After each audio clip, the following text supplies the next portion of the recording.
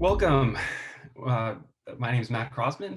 I'm the Faith Initiative Director here at Grace Farms, or at Grace Farms. I'm in my home office. I'm so glad that you're able to be here with us this afternoon. Just a couple of housekeeping notes as we get started. First of all, I hope you'll take note, just to let you know that this meeting will be recorded. We're looking forward to sharing this conversation with others who weren't able to be here today. When I'm talking or sharing my screen, please go ahead and write in the chat box to let me or one of my colleagues know if you can't hear or see something. But if you have questions, I encourage you, please use the Q&A function. You will see that you have the option even also to pose questions anonymously, and we will, during our conversation, later on in our session, we will answer as many of those questions as we're able to. We know that as we interact, we know that there's a lot going on in the world right now, and we do ask that you would remain respectful of our entire audience as we interact. But again, welcome. The Faith Initiative, the great treasure of the Faith Initiative at Grace Farms is our question, which is this question: what is the shape of flourishing life? And for this series, what we're trying to do with this series on books on faith and meaning is we're trying to look at these texts and take up these texts and ask how can they help us make progress in our quest to answer this question. Now, the series assumes, of course, that reading is not enough. It will take much more for us to find our way and have our ideals shift and change and be reformed. But our conviction still is that texts can give us access to people, to histories, to ideas that, if we allow them to do their work on us, can contribute substantially to this really important quest.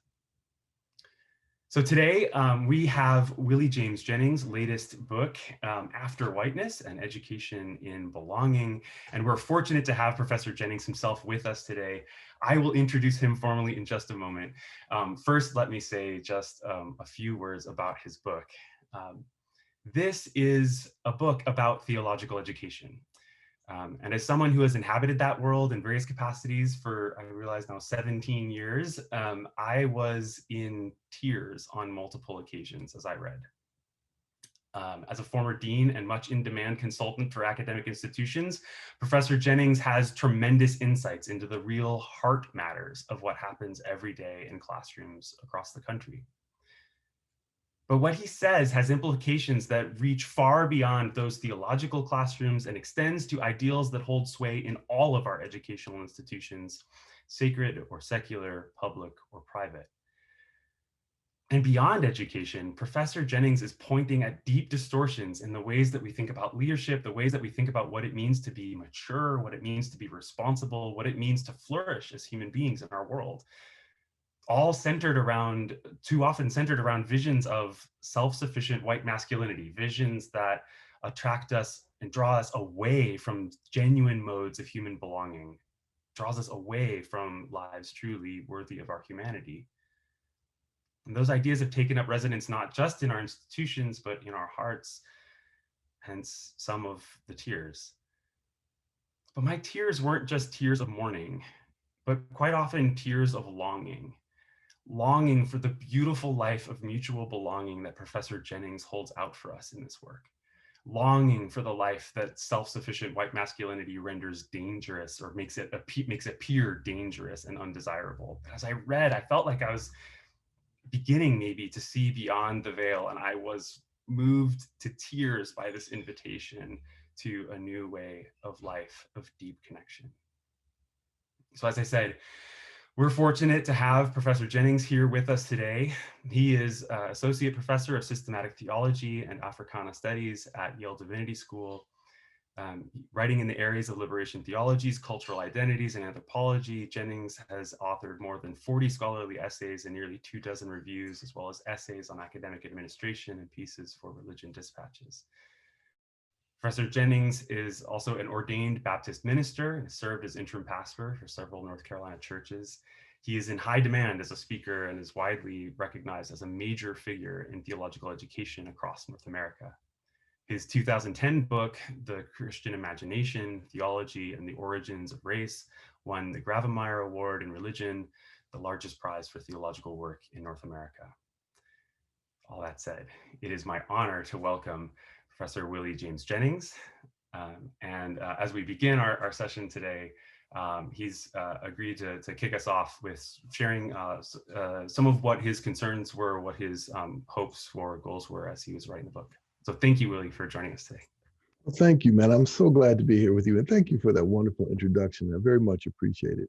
I'm glad to be able to share with those listening in as we talk about this book. So I wrote this book as you know, in a sense, a letter, a message to those who inhabit not only theological education, but those who inhabit Western education. And I, like you, have spent most of my adult life in such places. I love them, but I've also lived in them and seen the parts of them that are in many ways sites of melancholy and sadness.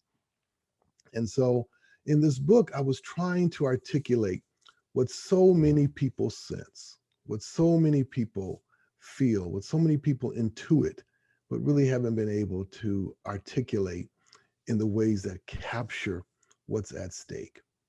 So the question I'm trying to answer, but first in theological education, but also in the wider world of Western education, the question I'm trying to answer is, what does the educated state look like? What does it look like when somebody has been educated? In our context in theological education, it could be someone who's been educated to become a minister or become a priest, become a rabbi, or someone who's been educated to go on to do doctoral work in the theological fields or other fields, someone who's been educated to then go forward and be an artist. What does that educated state look like? And the problem here is that very often the overarching vision of what that educated state looks like is one, to put it succinctly, one that has been torturous, painful. That overarching vision of the educated state is toward becoming a self-sufficient, white, masculine reality that embodies three virtues. I call them demonic virtues in this regard: mastery, possession, and control.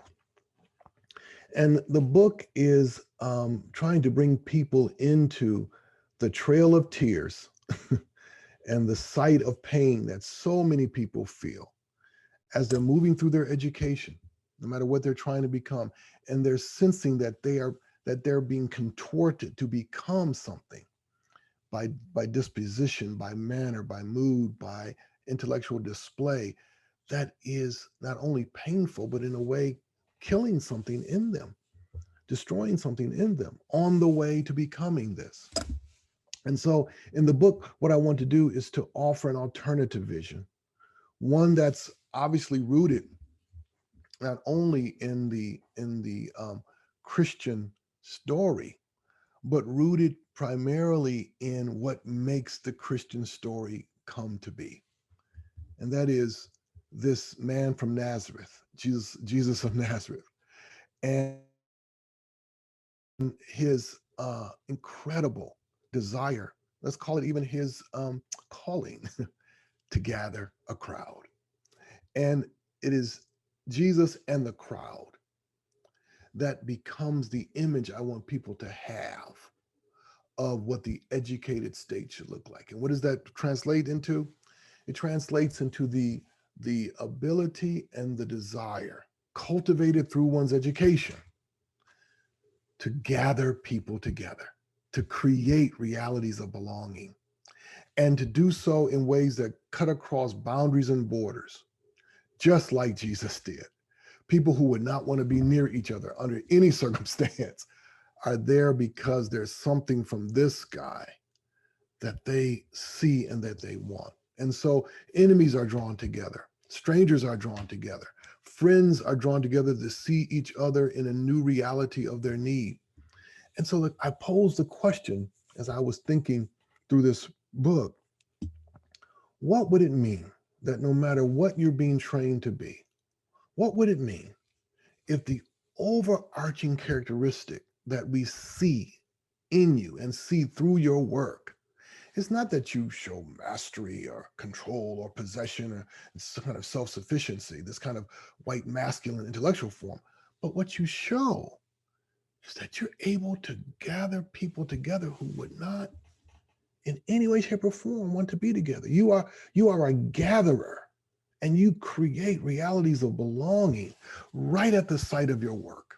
Yeah, you're doing your work, you've learned how to do your work, but the characteristic of that work is not this kind of individualized performance of mastery, control, and possession, but it is this collective reality of others being able to see through you each other and through the work you do to see other people. So in this book, what I do is I do something that's rare in our world, in the academic world, and not only in the theological academic world, but in the academic world, period. I combine multiple modes of writing. So it's part analysis and various kinds of analysis that function in the academy, theological analysis, decolonial analysis, race analysis. So I have analysis, but I also have, it's part memoir, and memoir tied to a little bit of vignette work, a little bit of short story work, very short story work. And I also add poetry, my own poetry. I've been a positive poet for a long time, so I was able to put some of my poetry out there. And the reason I did that is because in order to touch the inner workings of an educational process and the inner workings of those of us who are going through it, those of us who are administering it, those of us who are teaching in it, to open up that inner process, I had to come in through the back door. And the back door meant that I had to show invulnerability and invite people into vulnerability. And those multiple modes of writing, what they do is that they invite vulnerability, because you're not trying to impress. What you're trying to do is open. And so in several chapters, I'll just say very quickly, and then we can go on to conversation. So in the first couple of chapters, I set the stage for why, for so many people, they come into the academy. It's a matter of desire and escape. Many people come into the academy because they want to escape. They want to escape the kinds of confined living that they grew up in. And so many people will escape into the academy. And while they're there, they realize that they love the reality of learning. They love the reality of teaching. They love the reality of scholarship. But they start to encounter this image standing there, first at a distance, but slowly moving closer, to say to them, if you want to inhabit this place, this is what you must be. And so then I move from that opening chapter to a discussion about what we actually do in the academy. We work with fragments. We work with fragments. And so many people don't understand what it means to work with fragments. But this is what we do. We work with little pieces of what we know and what we understand, combined with little pieces of what has been left by the reality of colonialism and the reality of racism and so many other things that have destroyed people's lives, tied to yet another commodity, the way we take things and make them, another fragment, the way we make things commodities.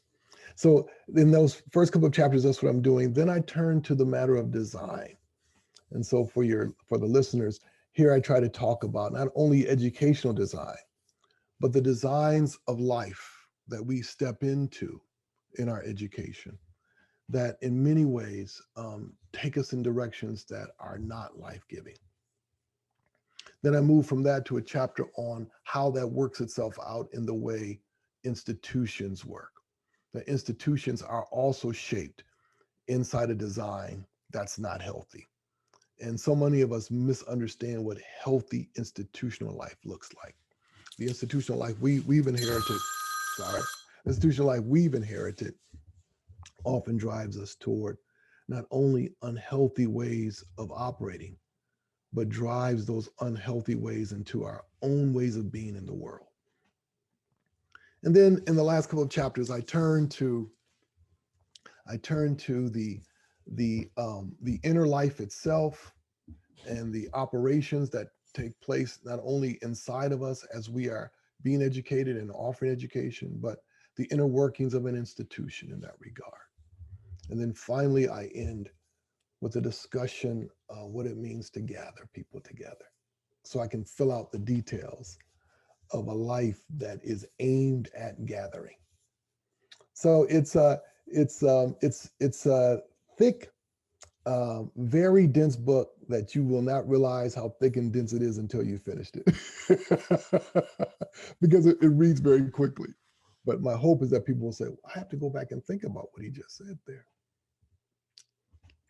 Absolutely. Yeah, I know that was certainly my experience and the experience of many colleagues as we've been talking through the book.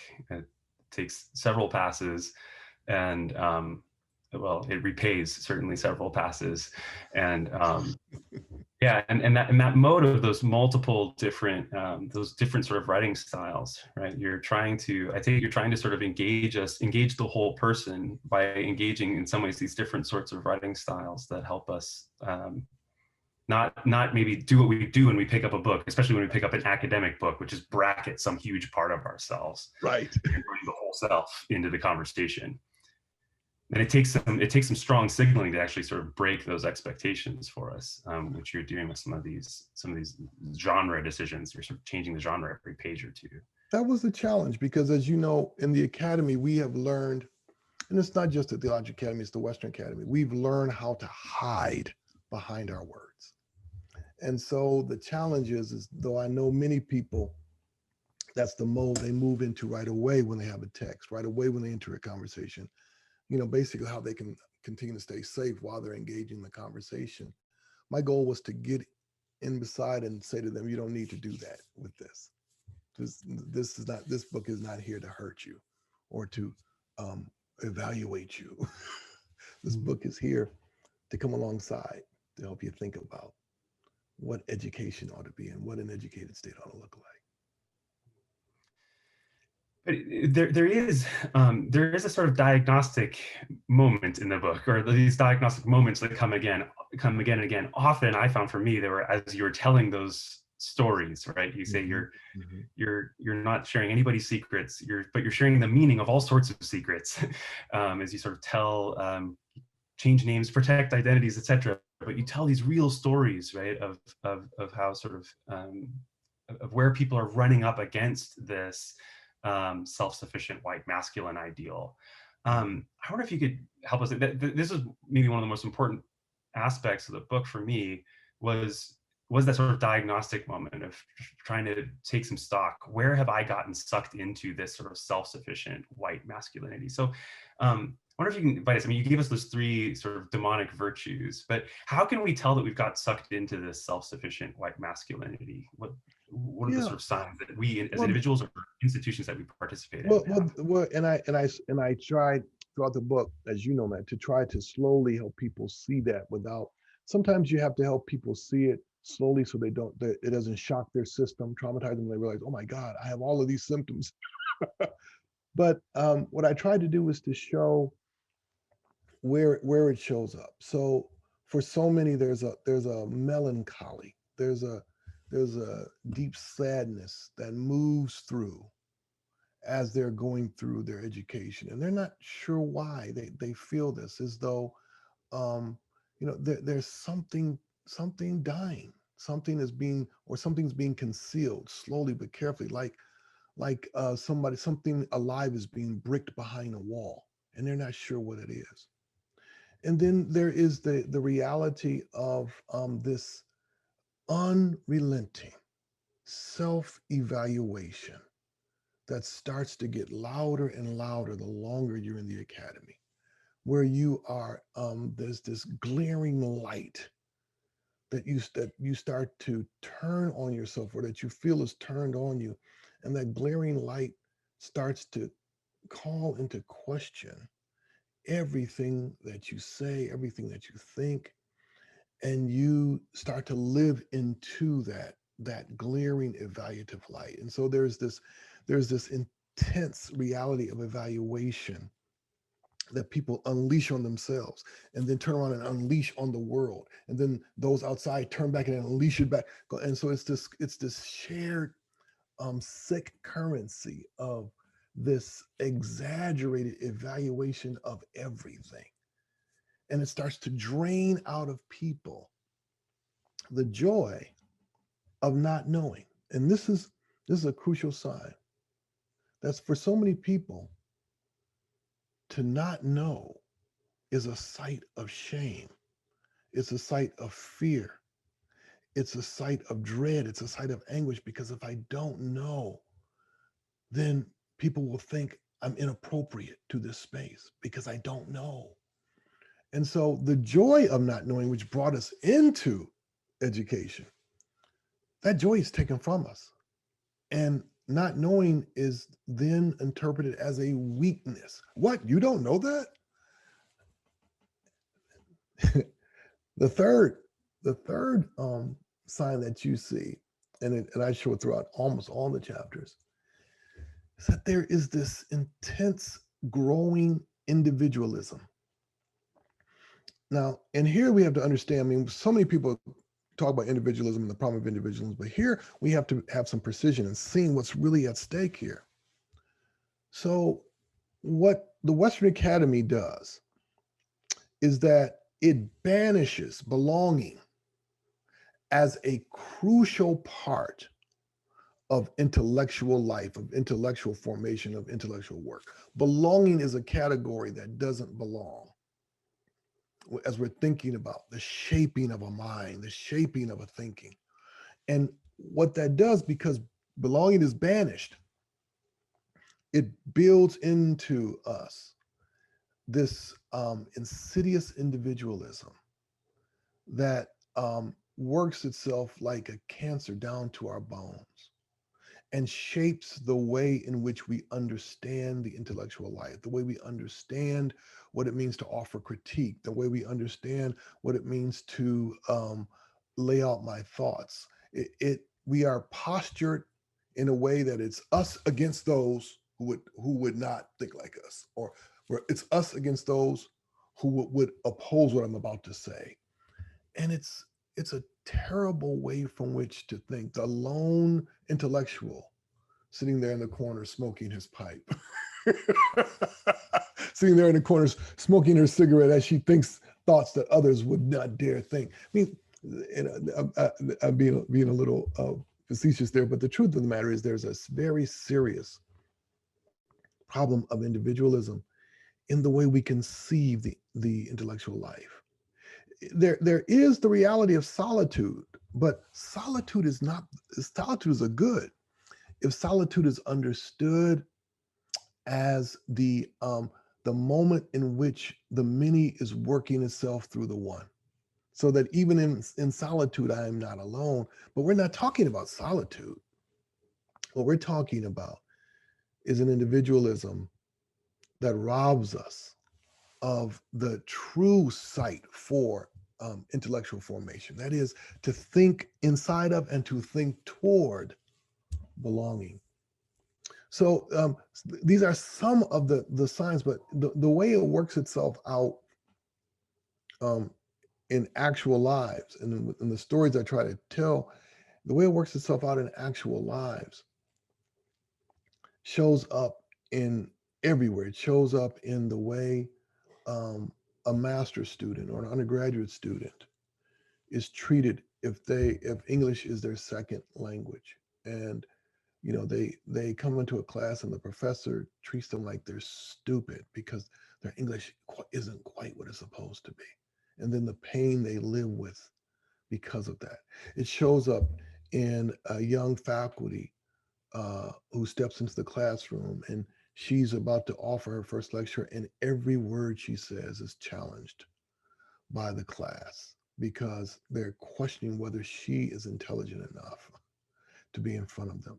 It shows up after faculty has sacrificed everything, pushed all manner of realities of belonging to the very corners of his existence in order to get tenure, and gets tenure, and then sits there looking out from his desk and think, is this all there is? Is this what it was about? You know, a senior faculty person who comes to the end of their career and thinks, I've done good work, haven't I? And you realize that they're asking this question to everyone because they can't really answer it for themselves. I've done good work, haven't I? I've done good work, haven't I? That reality of evaluation had been so much a part of them that to be able to hear and speak the truth to themselves about a life lived well, they can't. So they walk around, I've done good work, haven't I? And you hear that question in everything they're asking for as they act out those last few years of their career. And for those who graduate and then go on to fields outside of the academy, but who gain that reputation that all of us have excused. You know, she's really smart. She really knows her stuff, but oh my God, nobody wants to ever be around her. Oh, you know, he's really bright. He does a good job, and I guess that's why we've hired him. But boy, his interpersonal skills are terrible. You know, they can get the job done, but once they get the job done, you really want them to go on to whatever next job they got to do, because these are not folks you want to have around, because they're just difficult to deal with. They're difficult to deal with, and that separation of vocational excellence over here and human failing, not in terms of moral failings, but they simply have no sense of belonging, no sense of how to gather as a part of their excellence in terms of their vocation, right? You know, we've all, many of us, not maybe everybody, not everybody, but I know from many people I know, we've experienced those wonderful doctors who brought together both, incredible insight and understanding of the physical and emotional matters involved with this or that procedure or this or that treatment, and who are also profoundly human and who are people everybody wants to be around. And how impossible it is to get that doctor because that doctor has so many patients, as opposed to the other doctor who everybody says, they're very sharp, but they are terrible to have to be around, but they can get the job done. And so people say, well, if I have to choose between a nice doctor who doesn't know what she doesn't know what she's doing, or a mean doctor that knows what they're doing, I'm going to take the mean doctor. I said, well, that choice, where did that choice come from? That choice comes from a vision of the educated state that has the matters of education already bifurcated, already split. Yeah. Thank you for taking us sort of, we can see how this begins in the academy, but it forms all sorts of other spaces as well, right? So you're taking us into the doctor's office. I wonder if you could take us, I've heard you talk about this in terms of extending out in terms of how we think about leadership more broadly in hiring decisions that we make. Doesn't have to be in the academy, it could be anywhere. It's just who we recognize as leaders. Yeah, this is a part of the difficulty that so many people don't understand. They don't understand that institutional life in the West, institutional life in the Western world, is built both spiritually, if you will, both existentially, but also materially out of the logic of the plantation. Many institutions, many educational institutions, were literally built upon plantations. And many cities, many towns especially in America, but in all the colonial sites, the place from which those towns were launched were from plantations, were from these realities where slavery and the suppression and oppression of indigenous peoples were the daily operation, at the heart of the daily operation. And so for so many institutions, they are in this legacy and they don't understand the legacy that they are in. The legacy of a plantation. And a plantation has one central mode of operation. I call it the ratio paterfamilias, drawing from an ancient idea of the paterfamilias. But the ratio paterfamilias, very much like it, is the idea of a well-run household, which is the basis of an ordered society, which is the basis of a well-run state, begins with the father figure, the grandfather or the father figure, then the mistress, the master, the mistress, the children, the servants, the slaves, the animals. And that image of an entire reality run from the mind, wishes, and desires of the master, the father figure, the master figure running through the whole system is such a powerful image.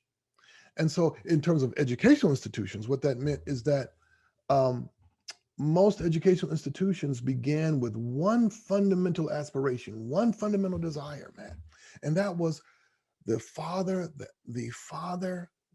the master looking out on his children and saying, I need to get my sons ready to run all that I have. I have all this. And so the question is, how can I get them ready? And what kind of person must they be? What kind of virtues should they embody in order to run all that I have? Now, for the Christian in the colonial period, it was all that God has given me. But how must I train my sons? And so the very idea of a well-run organization, a well-run home, a well-run society means that you take the aspiration of the father, aim it into the son, draw the son into that aspiration, and then everyone in between is ordered and organized around that aspiration, that desire. So what does that mean in terms of people? It means that unless you position yourself, unless you present yourself as someone ready to seize control and by any means necessary to run this institution, run this organization, run this plantation, then you are not fit. People must be treated as tools in order to get the job done. And a cold efficiency, as I say in the book, a focused coldness is necessary in order to be a leader. One in which you are willing to make the hard decisions, to fire people, to cut people off, to do what is necessary, for the efficient operation of this organization, this institution, because you are inside the aspiration of the master, the father, that all that you have been given, none of it you will lose. So what this means, as I say in the book, is that for so many people, even those who have a pretty, we would want to say, a pretty serious desire for a moral compass to guide their lives, when it comes to matters of institutional well-being, institutional thriving, institutional growth, many will accept what I call the sick wisdom of the bully. You know, while all bullies are problematic, not all bullies are hated, and some are imitated. If we see through them a ability to get the job done, a cold efficiency that will make the hard decisions to get the job done. And so you find this in organizations, all kind of organizations that are set up to do good in the world will yet function through the racial paterfamilias, so that the way in which people are formed to lead, they are formed to lead, not to build realities of belonging. They are formed to lead, to build efficiency. And if that means that I look at people as tools, then so be it. So be it. That's what it takes to move us forward. Well, we're right on the threshold here then of one of the central concepts in the book, even in the title of the book, right, which is whiteness, and the way that whiteness is functioning as an ideal in these institutions that we inhabit. I wonder if you just tell us what we're hearing this word more and more, right? In our cultures, Absolutely, we're trying absolutely, to understand absolutely, the way that race operates in our absolutely. country and in our world. I wonder if you could tell us what do you mean by whiteness as you talk about it in the book? Yeah, and this is, for so many people, this is a site of real confusion and real difficulty. The first thing I have to say about this is that anytime you talk about matters of race, and as I do in this book, um, anytime you talk about the fabric of racial existence in the West, and especially in this country, anytime you talk about it, you are engaging both what people think and what people feel. And here's what one of the first mistakes we make all the time. We think that we can just engage it in terms of what we think without realizing there is no engaging any of the matters that are tied to race and to whiteness, with also recognizing what people are feeling, and the turmoil often people feel just when you say the word white. And so that's really important to hold on to. So here we want to understand, and what I try to do in the book is to help everyone understand that whiteness, when we think about whiteness, we don't want to think about phenotype. We don't want to think about bodily characteristics, physical characteristics. We don't want to think about biology. We don't want to think about DNA. And we certainly don't want to even think about European heritage. We don't want to think about any of that. We want to understand whiteness as a way of being in the world, and a way of seeing the world at the same time, a way of being in the world and being seen in the world, and a way of seeing the world at the same time. And that way is built upon establishing those three virtues I mentioned earlier. Whiteness is a way of being in the world, a way of seeing the world that aims always, Matt, aims always to establish possession, control, and mastery, such that I can articulate not only the way I want the world to be, but the way the world is, in such a way that the way I want the world to be and the way the world is can be aligned. And the last little element, it is having the power to establish that alignment, the power to establish that alignment. That's what whiteness is. And so for so many people, they don't understand that they've stepped into a legacy in the West, a legacy of whiteness as a way of being and a way of inviting people into being. So people are invited into this reality of whiteness, a way in which I control my environment, I possess what I need, and I have mastery over all that which concerns me. And so this is a very powerful and attractive way to imagine being in the world. And the problem I'm laying out in the book is that we have an educational system in the West set up to place us on a trajectory toward trying to grasp that. So what does that mean? It means that whiteness can be walked away from. People can turn away from whiteness. Now, of course, this gets confusing for some people because they have never had to think about whiteness as anything other than themselves. If they're a white person, they've never had to think about whiteness. And okay, who am I then? If I can walk away from whiteness, and so it's difficult for people to even imagine it. And here we have to understand why it's so difficult. First, it's because it's always been presented as positive.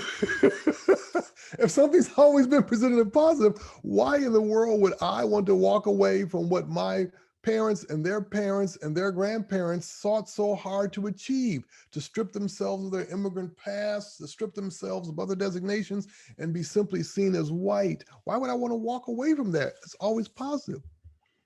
But then the second reason it's so difficult is that so many people have never paid attention, never engaged with people of color, especially African Americans, for whom always working to create a difference between derogatory ideas about something called Blackness and who they were as African Americans, who they are as Black people. That there is this thing called Blackness that is negative, that is horrible, that is life demeaning, life destroying. And the reality is that there are that negative image has little slivers, little fragments, little pieces of things that are a part of cultural legacies that people are trying to pull out and say, okay, let's pull this out of this horrible thing and hold on to it. But all that, no, thank you. Now, let's come back to just a minute what I said. If white is always positive, there is absolutely no need ever, ever to pull that apart because everything here is imagined as wonderful. And so the need to even imagine an alternative identity, say something like Christian, it's not necessary because it fits so nicely together with this. One good fitting inside another good. So this is why for so many people, whiteness is such a difficult matter to wrestle with. And so many people, they're defending whiteness because they think that their own lives are at stake. This kind of helps to explain a bit of our social and political turmoil right now. When I teach a course on race, I've taught it for all my career. And one exercise I would always do is I would sometimes just write the word white on the board. And I would just touch it with my finger. And there would be students who would jump every time I touched it because they think I'm touching them. No, I'm just touching the word white on a board. This is not you. But they, yeah, oh, okay, oh, that's me. No, that's the word white, and it's on a board. written in black erasable ink on a white board, but it's just the word white. When you describe whiteness this way, and you say this explicitly in the book, it makes it clear that this is an ideal that not just folks who are seen as white in a racialized society can be attracted to. And it struck me in sort of thinking about, especially as an educator, thinking about the ways that if whiteness dominates our imaginations about our ideals for what it means to offer a good education, what it means to offer opportunity, et cetera, then even some of our more sort of progressive educational ideas can actually just be, you help me sort of see like, oh, I'm just trying to democratize access to whiteness. I'm not actually trying to like do something good in the world. My ideals need to be reformed, or else even the good I try to do will ironically turn into harm. Absolutely. I mean, I'll come back to one of the examples I give in the book about this wonderful Korean gentleman who was in our master's program. And he had a class, he came to see me. and I was an academic dean. He came to see me, and he brought a paper that had been graded by a doctoral student who was assisting a professor. And the paper, it was loaded with red ink. I mean, it looked like somebody had, sliced their wrist and blood was on every page. I don't mean to be so graphic for the listeners.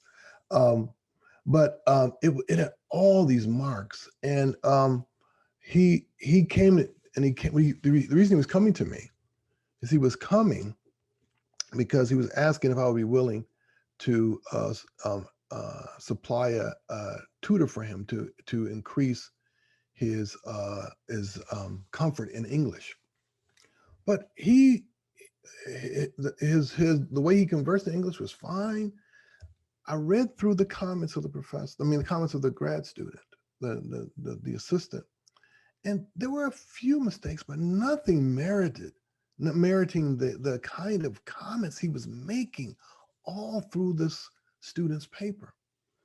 And the student turned to me in tears and said, I'm so sorry that I'm not prepared to be here. As he said, as the grad student said, I'm so sorry I'm not prepared to be here. And I was I was so upset and so angry.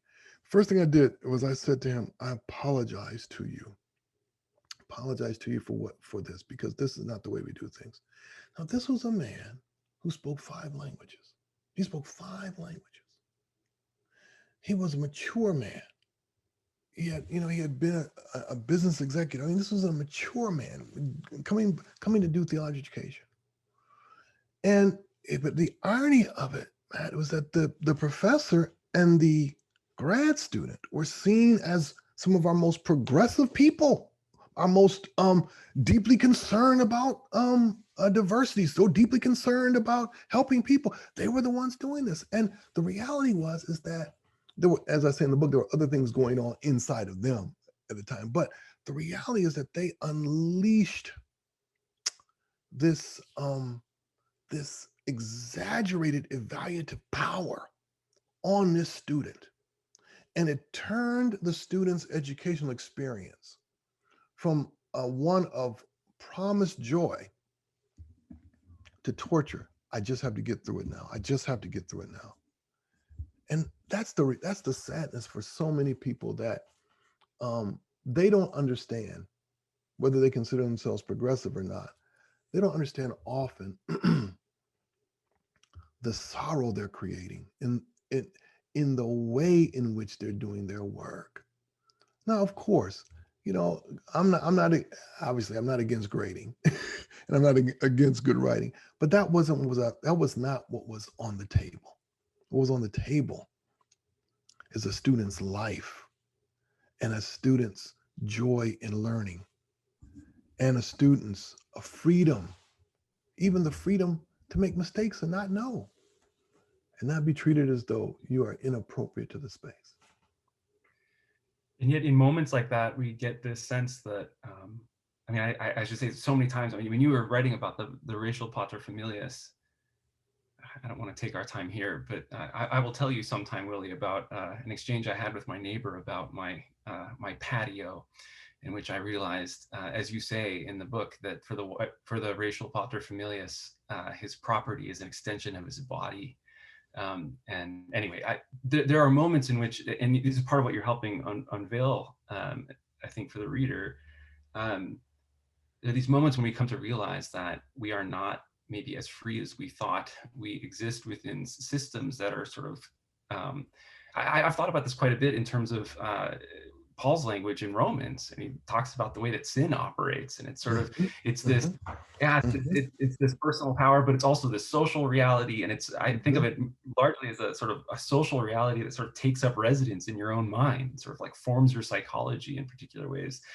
Is that a right sort of category about the way that? Absolutely. This is the way we have to understand it. We are, as I do with the design chapter, we're inside something someone else has designed, but it's been designed in such a way that it's not until much later that we realize that it wasn't us. It was a foreign reality that wove itself into us, making it seem like this was us. Now, and why is that the case? Because with the racial paterfamilias, with the way institutions run, here's what we always have to understand. Whether we're talking about educational institutions or we're just talking about institutions, period, all of them, all of them are driven by an aspiration. And that aspiration reaches into the future and it wants to calibrate our living now into that future. And so, what is that? That's formation, man. That's formation. When I dream a future for my land holdings and how I want my son to take over and grow what I have created, and I aim him toward that and say, go, son, that's formation.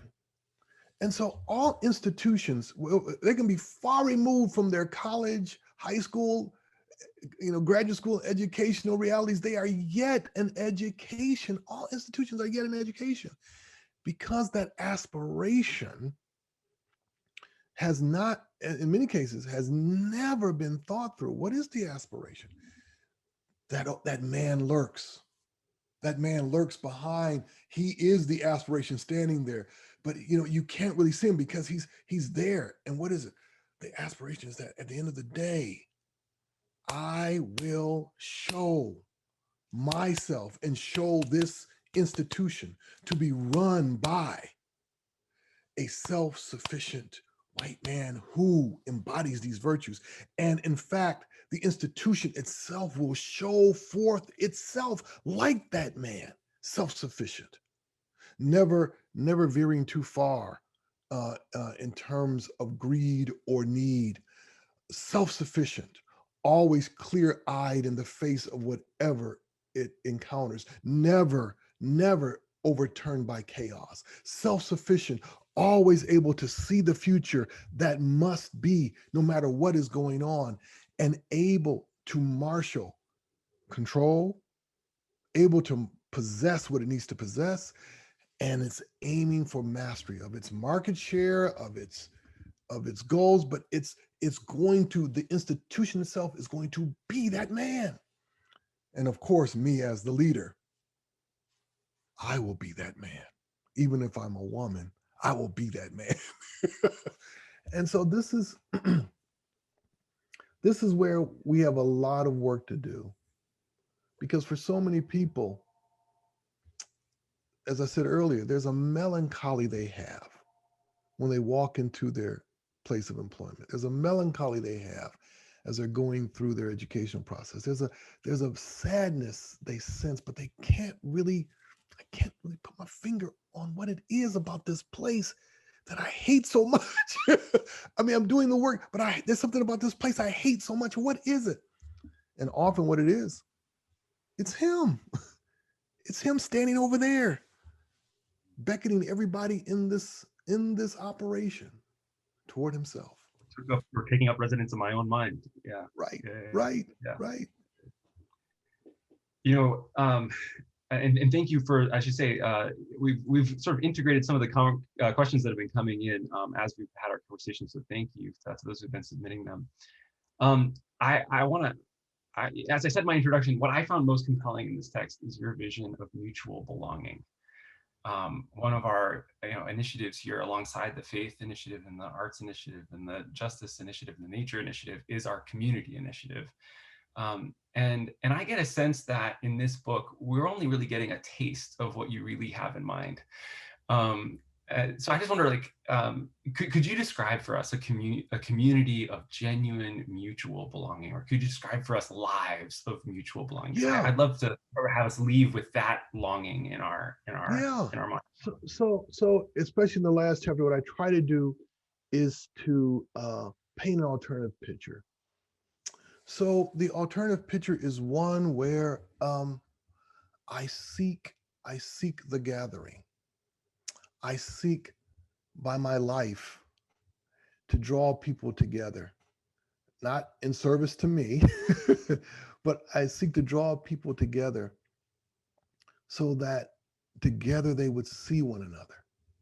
And so the alternative is someone who is driven by the desire to be a place of meeting, be a place of meeting that they themselves enjoy as well, a place of meeting. And so I come back to Jesus in the crowd. Jesus is a place of meeting. Look, as the Pharisees and the scribes said, look at all the sinners around him. Look at all these people I would not under any circumstance want to be around. But here they are. And so the alternative is someone and some, let's sticking with school, some school in which cultivating the gathering, cultivating the ability to draw people together, not just to kind of be together, hi, how are you, hi, how are you, but to open one's life to the other, to enter fully into a shared project of living, that becomes the invitation.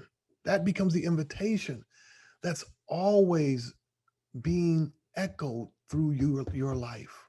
People can hear this invitation through your life, that to open myself, not just to you as the one gathering us, but to all of us together. And here the goal would be, again, to challenge one of the problems that comes with whiteness. As I say in the last chapter, there is a form of gathering that has been a part of, that was born of colonialism, has been a part of whiteness from the very beginning, in which whiteness stands at the center, and those who are comfortably joined to their whiteness stand at the center, and they have the entire world revolving around them. That everyone is there for their edification, for their fulfillment, for their joy, and they want to echo back out to everyone the true, the good, the beautiful, the normal through their eyes only. They talk about diversity, but what they mean is a diversity that circles them. And this is one of the problems with diversity, is that while diversity is good, diversity is a means to an end. And if the end is simply to circle whiteness and to constantly affirm the language people use now, its centeredness, then it's a problem. But if there is a gathering that in the very gathering itself, it undoes whiteness, just unravels it. And by unraveling, I mean it unravels people's lives from it. And so they start to see themselves as a part of the gathering, not the centered reality that makes the gathering possible. Then we're on to something extraordinary, Matt, something that we have rarely seen in religious communities, in churches, in institutions, educational or otherwise. We're on to something incredible, where people start to learn how to hear the crowd. A great band is a group of people who they can always hear each other all the time. And so you know a great band because you know that great band by its sound, not the sound just of the drummer, not the sound just of the piano player or the singer. It's their sound. Oh, that's their sound. And there's something about a band that has reached that moment. And if you've ever seen a live band and seen this, I mean, I'm a closet musician, wishing someday to, actually be a real. No, I played trombone. Clarinet. I used to play trombone, but now I play clarinet. But it's that moment of a great band. It's the moment of a great band when you're watching them, and they all breathe at the same time. It's the most amazing thing to see.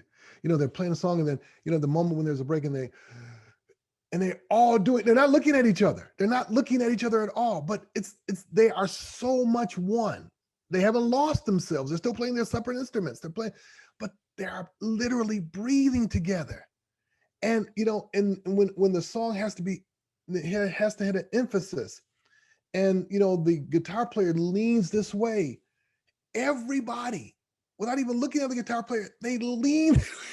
It's It's the most amazing thing to see musicians so clear about the sound, not their sound, the sound, and their sound inside the sound.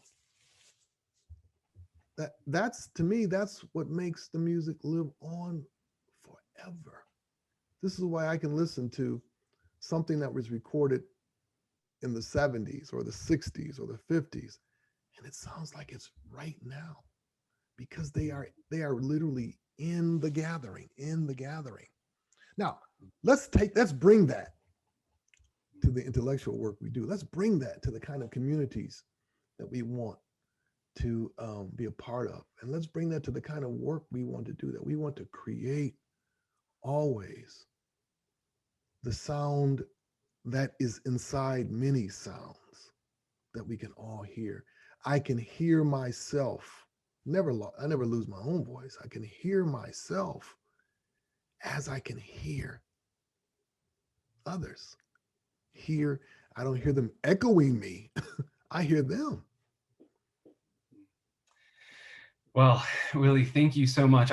We could continue this conversation all day. I want to respect your time, and thank you so much for being with us. I think you've given us an extraordinary vision of what it might mean for us to find our way toward flourishing life together. I think you've given us a vision of what it might be, what we might start to look for in leadership, what we might hope for as we invest in various sorts of communities. So thank you so much for being with us here this afternoon. You're more than welcome. Glad to be here. All right. Well, thank you. And thank you to all of you who joined us today. If you are, keep an eye out for our Faith Initiative programming that's coming down the pike. And again, hope to see you again sometime soon.